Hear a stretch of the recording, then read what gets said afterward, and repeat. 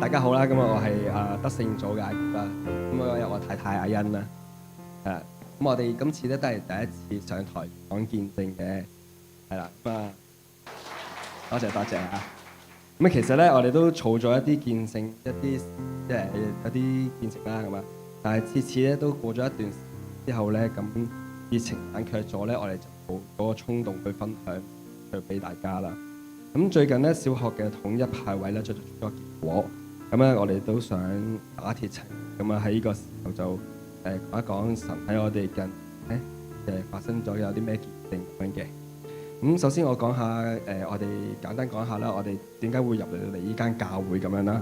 咁我記得我哋喺2017年嘅父親節咧入嚟嘅，咁啊喺之前咧我哋係同屋企人咧就返北角嘅敬拜會嘅。咁啊路途真係好遠啊，因為喺屯門過北角都好遠。咁我哋就喺附近咧就揾一啲教會咧嚟睇下，我哋會喺附近近近地咁樣返嘅。咁我哋咧就觀察咗一段時間咧，就膽粗粗咁樣入嚟呢度啦，係啦。咁發覺呢度嘅模式咧同以前教會都好相似嘅，但係有樣嘢好唔同嘅就係咧，就係牧師師母方姨佢哋咧都好熱情咁樣，係啦。咁咧原來關顧燕埋身咧就唔係口號嚟嘅，係真係做到嘅。所以我哋就會繼續喺度返呢間教會咁樣咯。跟住落嚟咧，我就交俾我太太講一講啦。我哋 keep 住返教會啦。喺2019年嘅時候，我哋嘅小朋友俊賢咧出世啦。佢一出世咧好重磅，可能因為佢喺肚裏邊太大隻啦。我懷孕嘅時候咧都好少喐動。又聽信網上講咧，左側瞓咧係有利於胎兒嘅呼吸啦。咁我成個孕期咧都基本上係打側瞓，係向左側瞓咁樣。咁佢出世幾日咧，我就發現佢個頭啦，好少轉向佢嘅左邊，可能佢喺肚裏邊嘅姿勢唔係幾好，頸嘅一邊肌肉咧比較緊，確診咗咧呢個輕微嘅嬰兒斜頸症。需要定期咧返醫院做物理治療，但係咧效果咧都唔太理想。於是咧我哋都有帶佢去私家做物理治療嘅。每次咧見到佢喊得好犀利啦，我個心咧都好痛，亦都冇人明白我啦，唔知可以同邊個講啦。家人咧都會覺得 BB 其實好小事啫，俾好多説話我聽啦。話我咧帶佢去受罪啦，又浪費金錢啦，因為每一次咧都治療費咧都要千幾蚊一次嘅。雖然話咧佢嘅情況啦唔係太嚴重，但係我一直留意住佢嘅大小肌肉發展，平衡力咧都受影響，漸漸咧佢咧出現咗高低肩。我好擔心咧會影響佢嘅脊椎側彎，於是咧我唔想再做物理治療啦。喺2023年嘅暑假，我哋咧瞞住屋企人，帶住俊賢咧飛咗去北京嗰度，揾咗當地一個喺呢方面經驗豐富嘅醫生，做咗一個胸鎖乳突肌切除手術。其實咧係一個小手術嚟嘅，但係咧好考驗咧醫生嘅技術，因為頸附近有好多血管啦。我記得俊賢入手術室之後咧，我咧就 WhatsApp 咗師母。咁咧，佢即刻上打過嚟 FaceTime 為我哋禱告喎。但係咧，當時咧我實在太緊張啦，我冇接到佢嘅電話。大約過咗半個鐘咧，我哋都未反應過嚟，俊賢已經推出咗手術室啦。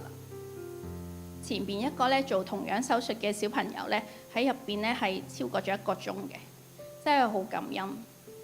翻到香港咧，佢嘅傷口埋得好靚啦。至今咧，屋企人都係冇發現嘅，我哋費事佢哋擔心咧，都冇講到出嚟。後來咧，我哋返到屯門醫院跟進啦，姑娘都讚醫生嘅技術好好，條疤痕咧好細唔明顯，頸嘅肌肉咧都唔再緊啦，好感謝主啦，終於放下咧心頭大石。咁我講第二個見證啦，結婚冇耐咧，其實我同阿葉咧都好想換樓嘅，想換大少少啦。阿葉嘅屋企人咧都係住喺港島區嘅，老爺奶奶咧住柴灣。每次咧家庭聚會咧都係我哋就佢哋嘅，我哋住嘅地方好細啦，容納唔到10幾個人。每次帶住小朋友轉兩程巴士都覺得好攰。我嘅屋企人咧就住九龍嘅，佢哋過嚟咧都好遠。試過疫情咧，佢哋返咗內地2年咧，我哋都冇見過面。大家嘅關係咧都比較疏，就算咧佢哋嚟咧，我哋度咧都冇地方招呼佢哋啦。咁換樓咧一直咧都成為咗我嘅心病，但又遲遲咧唔敢踏出呢一步。眼見咧小朋友越嚟越大啦，屋企越嚟越多雜物。某次咧，我去我阿姨嘅奶奶屋企，佢哋咧搬咗嚟屯門，本身咧係想為阿姨換樓去祈禱嘅。其實我自己都好想換樓，但係我冇出聲，因為咧覺得經濟上好困難。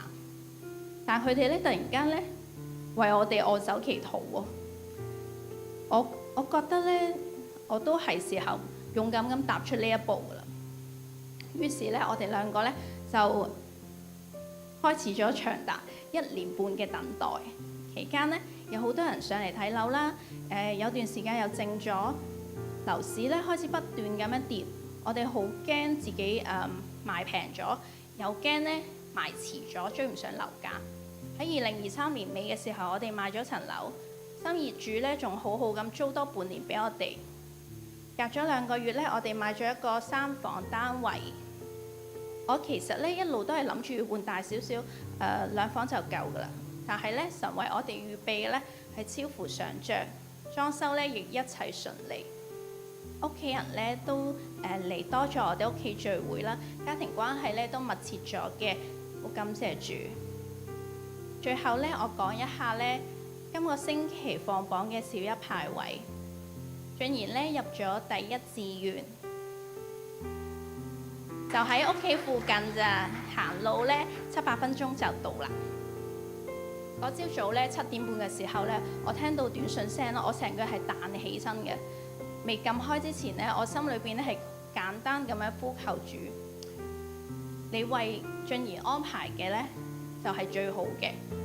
咁我就打開短信啦，短咁幾行字啦，但係我讀咗幾次咧先反應過嚟。神咧真係為我預備咗咧我心儀嘅小學。未知結果之前咧，我嘅內心咧係好掙扎嘅。